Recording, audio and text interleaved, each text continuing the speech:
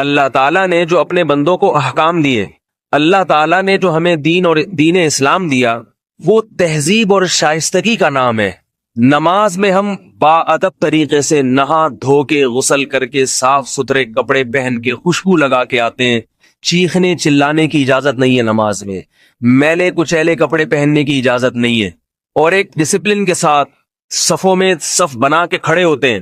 ذکر جب ہم کرتے ہیں تو اللہ کے نبی نے جہرن ذکر کو پسند نہیں کیا، آہستہ اللہ کا نام لو، آہستہ، تاکہ دیکھنے میں دیوانے نظر نہ ہو، آہستہ ذکر کرو۔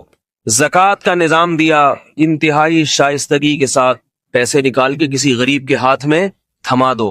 لیکن دنیا میں جب بھی کوئی کسی سے محبت کا دعویٰ کرتا ہے تو کبھی کبھی اس پہ دیوانے پن کے اثرات بھی ظاہر ہوتے ہیں، کبھی کبھی جنون اور دیوانگی بھی اس پہ سوار ہوتی ہے۔ ایسا محبوب جو ہمیشہ ڈسپلن سے آئے اور ایک نظم و ضبط کے مطابق اپنی محبوبہ کو ٹائم دے کے واپس چلا جائے، ایسے محبوب سے محبوبہ کو تھوڑے دنوں میں نفرت شروع ہو جاتی کہ محبت میں بھی نظم و ضبط نہیں چھوٹتا ان کا۔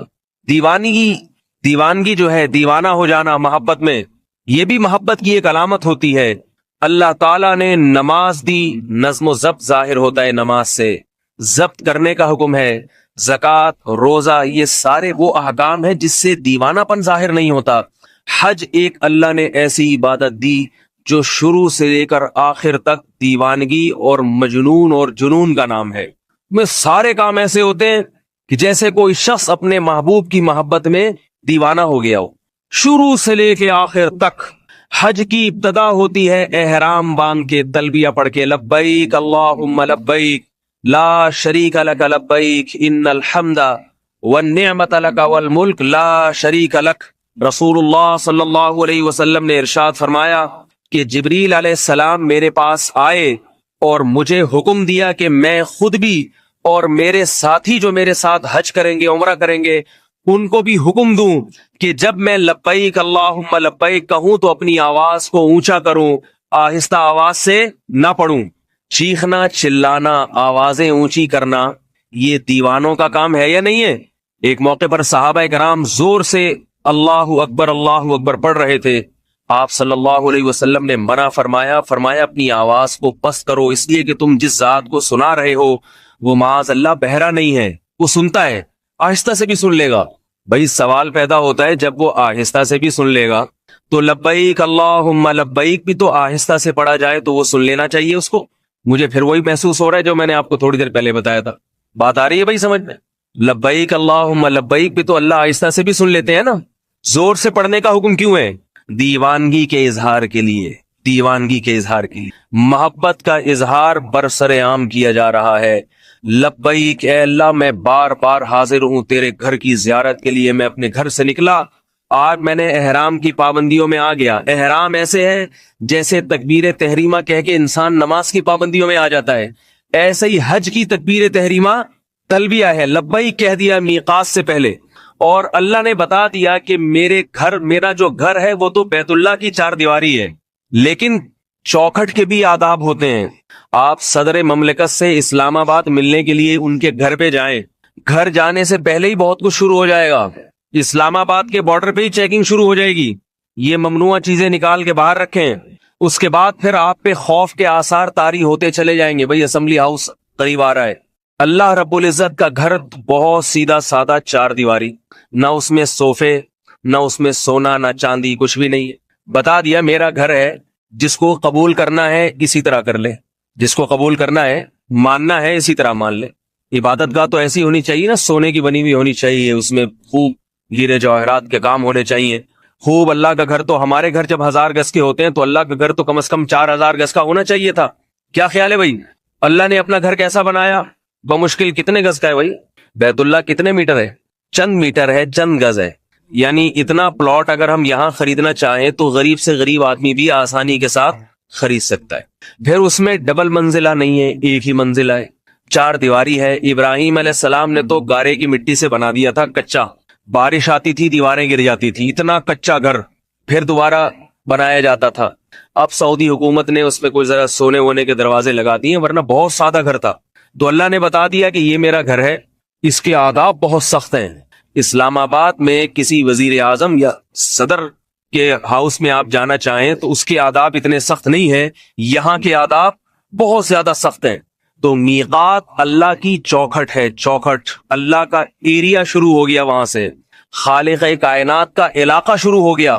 دنیا میں کوئی مقام، کوئی جگہ اتنی مقدس اور اتنی قیمتی نہیں ہے جتنا اللہ کا گھر اور اس کی چوکھٹ، اس لیے اس کے آداب بہت سخت ہیں۔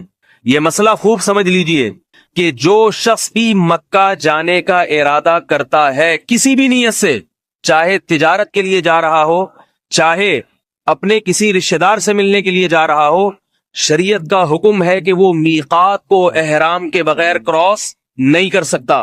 اسے پہلے میقات سے پہلے لبیک پڑھ کے احرام باندھنا پڑے گا، اس کے بعد بیت اللہ کا طواف اور عمرہ کرنا پڑے گا، اس کے بعد اپنے کسی رشتہ دار سے جا کے مل سکتا ہے، کوئی خرید و فروخت کا کام کر سکتا ہے۔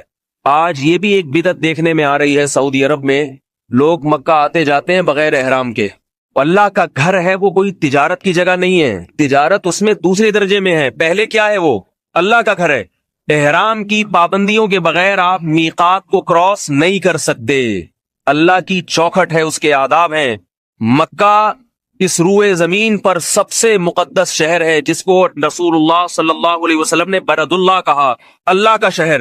تو اللہ تعالیٰ حاجی سے سب سے پہلے زور سے تلبیہ کہلواتے ہیں، لبیک اللہم لبیک۔ بہت سے لوگ جو یہاں بہت چیختے چلاتے ہیں، اونچی آواز سے بات کرتے ہیں، وہاں جا کے ان کی آواز منحنی اور باریک سی ہو جاتی ہے، انہیں زور سے لبیک کہتے ہوئے شرم آتی ہے، لوگ کیا کہیں گے۔ تو بھائی ایسے موقع پہ لوگوں کی پرواہ نہ کیا کرو، اللہ کو ایسے موقع پہ دیوانہ پن پسند ہے، حج نام ہے دیوانگی کا۔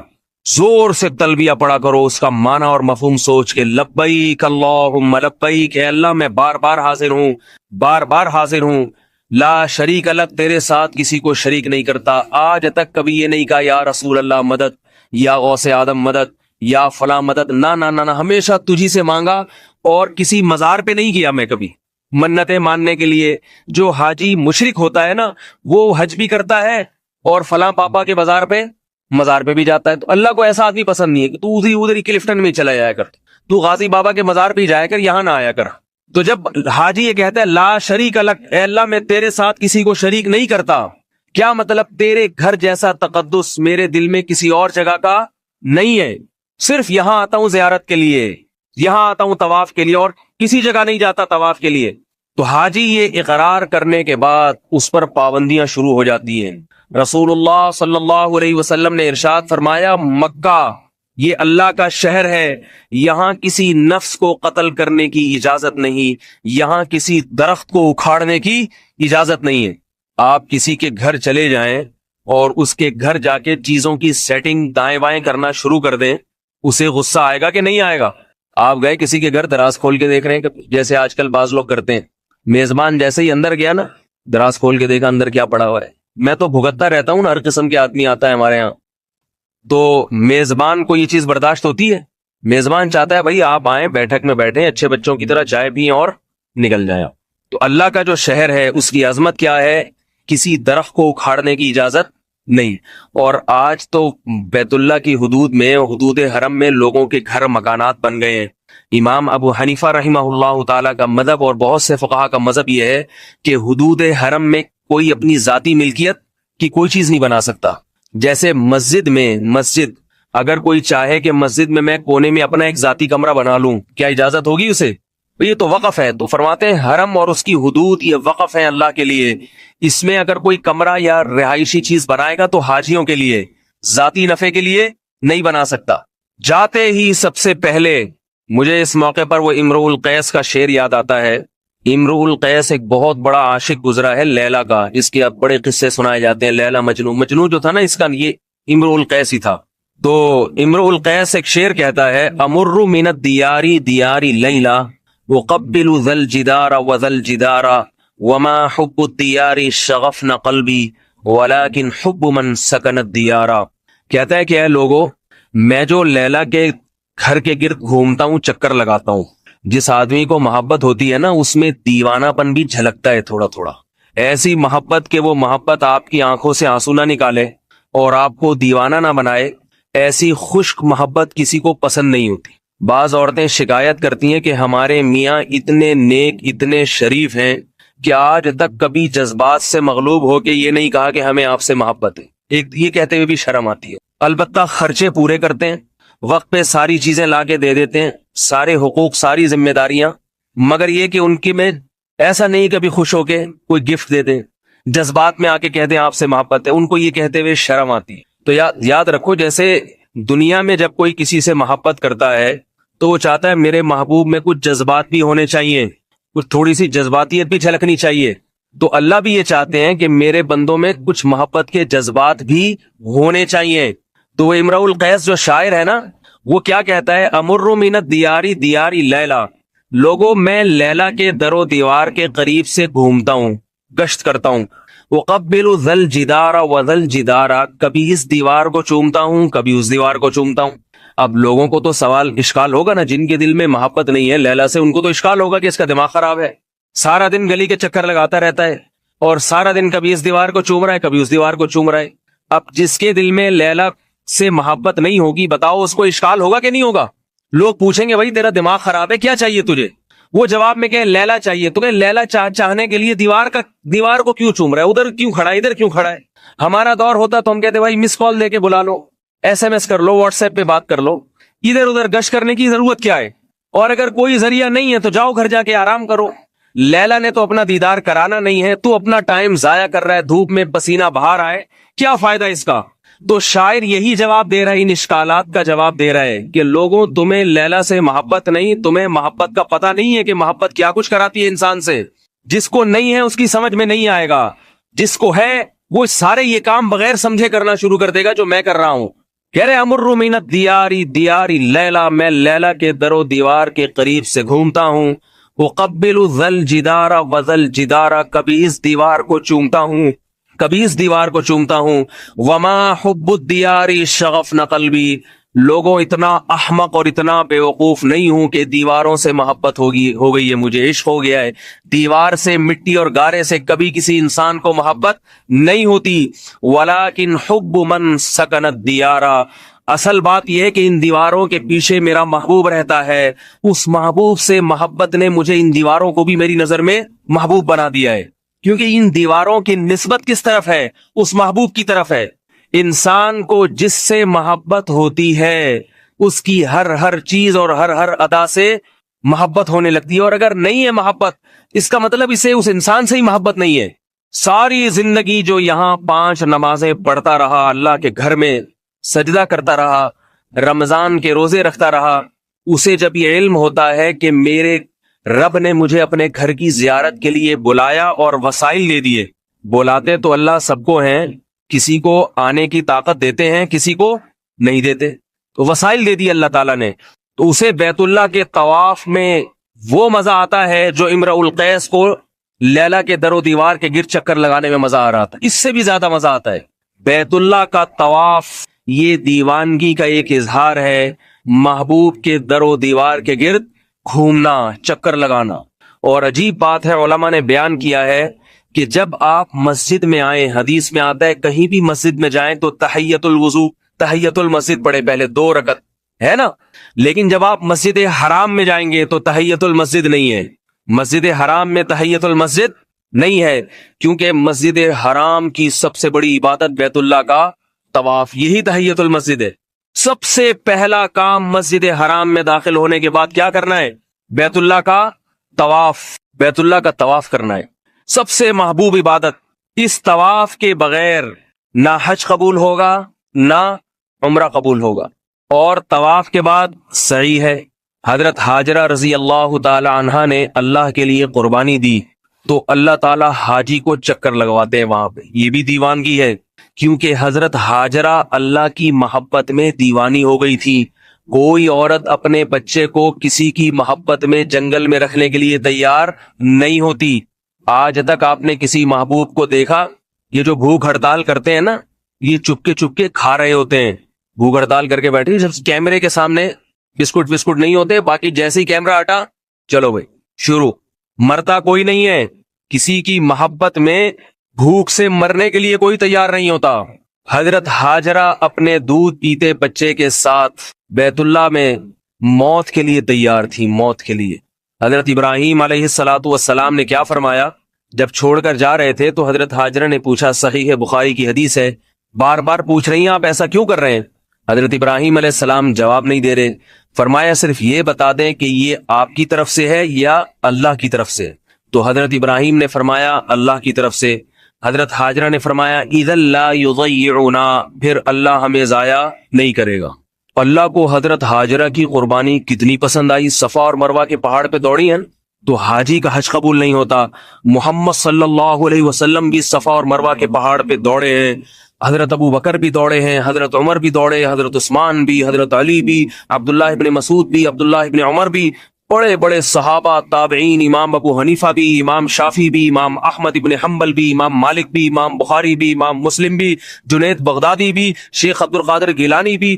کوئی ولی اللہ ایسا نہیں ہے جو بیت اللہ کی زیارت کے لیے گیا ہو اور حضرت ہاجرہ کی طرح پہاڑ پہ اس نے دوڑ نہ لگائی ہو، کیونکہ اس کو معلوم ہے کہ میرا حج اور عمرہ قبول نہیں ہوگا جب تک کہ میں یہاں چکر نہیں لگاؤں گا۔ کیوں میرے بھائی؟ اللہ بتاتے ہیں کہ اللہ کے ہاں قربانی کی قدر ہے، قربانی کی۔ ایک عورت نے اللہ کی خاطر اپنی اور اپنے بچے کی قربانی دی، اللہ نے اس کی قربانی کو کیسا اللہ نے اس کی قربانی کی قدر کی ہے۔ تو بیت اللہ جب صفا اور مروہ کی بھاجی دوڑ لگاتا ہے، چکر لگاتا ہے، اس کے دماغ میں یہ تصور ہونا چاہیے اور یہی تصور رکھ کر اس کو وہاں دعا مانگنی چاہیے۔ طواف کے دوران کوئی مسنون دعا نہیں ہے، کوئی مسنون عبادت نہیں ہے، طواف خود ایک عبادت ہے۔ لیکن صفا اور مروہ پہ چکر لگا کے جب آپ کنارے پر پہنچتے ہیں، رسول اللہ صلی اللہ علیہ وسلم نے اس موقع پر بہت لمبی لمبی دعائیں مانگی ہیں۔ ہم نے اپنے بزرگوں کو، اکابر کو دیکھا ہے اور سنا ہے کہ صفا اور مروہ پہ اتنی زیادہ دعائیں مانگتے ہیں کہ جب تک ان کی ٹانگوں میں درد نہیں ہو جاتا اور چکر آ کے گرنے نہیں لگتے، اس وقت تک وہ دعا مانگنا ختم نہیں کرتے۔ کیوں؟ وہاں اللہ کو یہ واسطہ دیا جاتا ہے کہ اے اللہ یہ معمولی مقام نہیں ہے، یہاں تیری ایک بندی نے بہت بڑی قربانی دی تھی۔ اور دیکھو اللہ کی حکمت دیکھو، اللہ چاہتے حضرت ہاجرہ نے جب قربانی دی، ابراہیم علیہ السلام انہیں چھوڑ کر آ گئے، اللہ اسی وقت پانی کا چشمہ پیدا کر سکتے تھے کہ نہیں کر سکتے تھے؟ قربانی تو ہو گئی، شوہر تو چلا گیا چھوڑ کے، ہو گئی قربانی، یقین آ گیا اللہ کو کہ بس یہ موت کے لیے تیار ہیں۔ لیکن اللہ نے حضرت ہاجرہ کو پریشانی میں ڈالا، چکر لگوائے ان سے۔ کیوں؟ اللہ بھی اپنے بندوں سے جذباتی محبت کرتے ہیں، اللہ بھی اپنے بندے کو تھوڑا تڑپانا چاہتے ہیں، اللہ بھی اپنے محبوب کو تھوڑا سا تکلیف میں ڈالنا چاہتے ہیں۔ کیوں؟ اللہ بھی یہ دیکھنا چاہتے ہیں کہ میری محبت میں یہ ذرا دیوانہ تو ہو، پاگلوں کی طرح دوڑے تو صحیح۔ اللہ کو بھی مزہ آتا ہے اس سے، اللہ بھی یہ منظر دیکھ کر خوش ہوتے ہیں، ورنہ اللہ کے لیے کوئی مشکل نہیں تھا۔ ادھر حضرت اسماعیل نے رونا شروع کیا، ادھر اللہ تعالیٰ چشمہ پیدا کر دیتے۔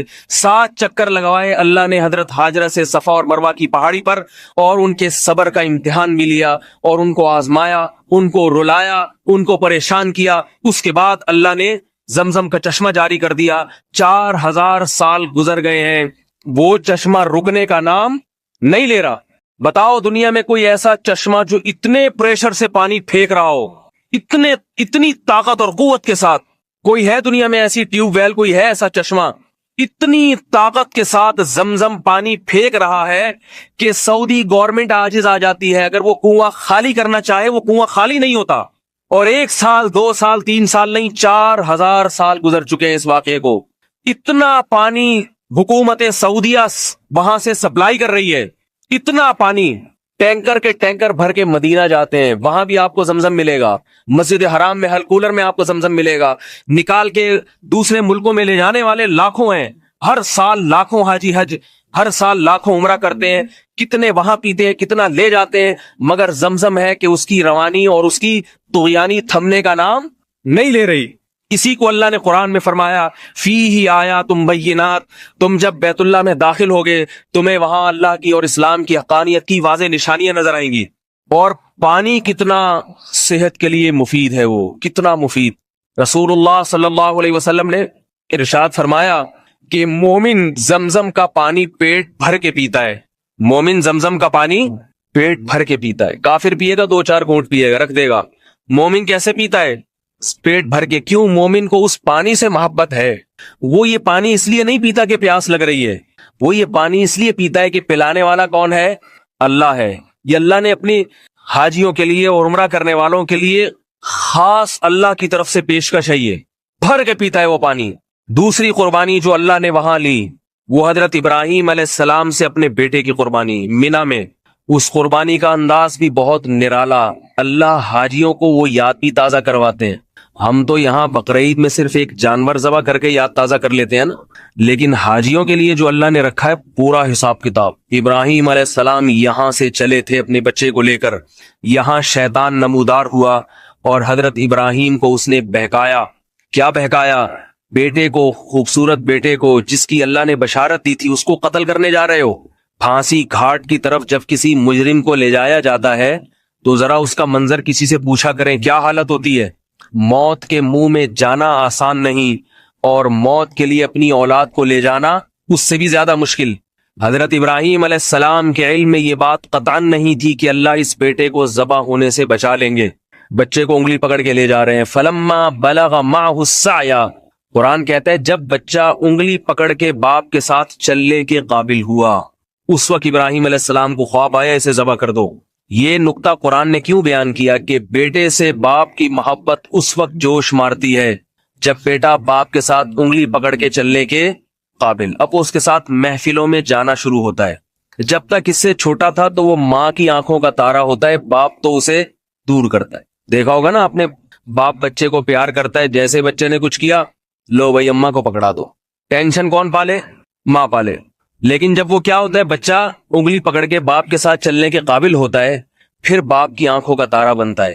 اللہ فرماتے ہیں فلما بلغ معہ السعی، جب وہ بچہ انگلی پکڑ کے باپ کے ساتھ چلنے کے قابل ہوا، محفلوں میں جانے کے قابل ہوا، تو اللہ تعالیٰ نے ابراہیم علیہ السلام کو 3 دفعہ خواب دکھایا، عرفہ کے دن اور بقرعید کے دن، اور اس سے ایک دن پہلے 8 ذی الحجہ کو 3 خواب آئے کہ اس بیٹے کو اللہ کے نام پہ ذبح کر دو۔ ابراہیم علیہ السلام جس مقام جب گئے ہیں جہاں چھوٹا شیطان، درمیانی شیطان، بڑا شیطان، یہ چھوٹے بڑے درمیانی نہیں تھے، یہ شیطان ایک ہی تھا۔ لوگ سمجھتے ہیں یہ ذرا کم کوالٹی والا شیطان ہے، یہ تھوڑا سا مہنگا والا ہے، یہ زیادہ بہکاتا ہوگا، یہ تھوڑا سا جاپان سے منگوایا ہوگا یہ والا شیطان، یہ زیادہ خطرناک ہے۔ یہاں 2 غلط فہمیاں ہیں، ان کا ازالہ کر دینا چاہیے۔